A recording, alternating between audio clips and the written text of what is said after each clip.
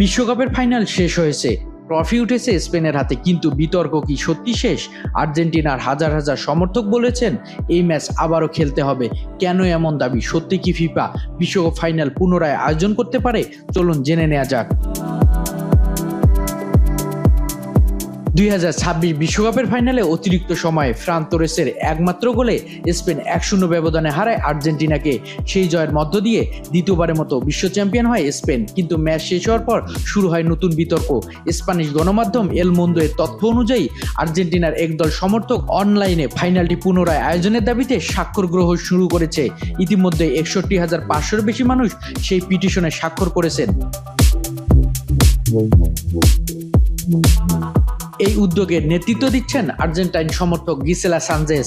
তার অভিযোগ, match পরিচালনাকারী স্লোভিয়ান referee স্লাভোকো ভিনসেসের কয়েকটি সিদ্ধান্ত ম্যাচের ফলাফলে প্রভাব ফেলেছে। তিনি ফিফার কাছে পুরো ম্যাচের রেফারিং পর্যালোচনার দাবি জানিয়েছেন। তবে গুরুত্বপূর্ণ বিষয় হলো, এখন পর্যন্ত এই অভিযোগের পক্ষে কোনো প্রমাণ প্রকাশ করা হয়নি। আর কেবল অনলাইন পিটিশন বা সমর্থকের দাবি থাকলেই ফিফা কোনো বিশ্বকাপের ফাইনাল ফল পরিবর্তন বা পুনরায় ম্যাচ আয়োজন করে না।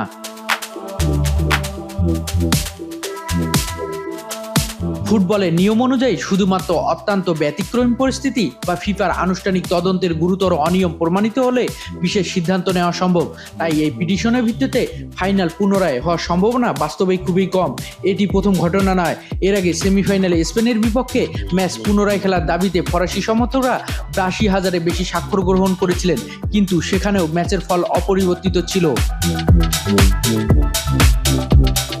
তবে এখন দেখার বিষয় ফিফা এই অভিযোগগুলো নিয়ে কোনো আনুষ্ঠানিক পর্যালোচনা করে কিনা।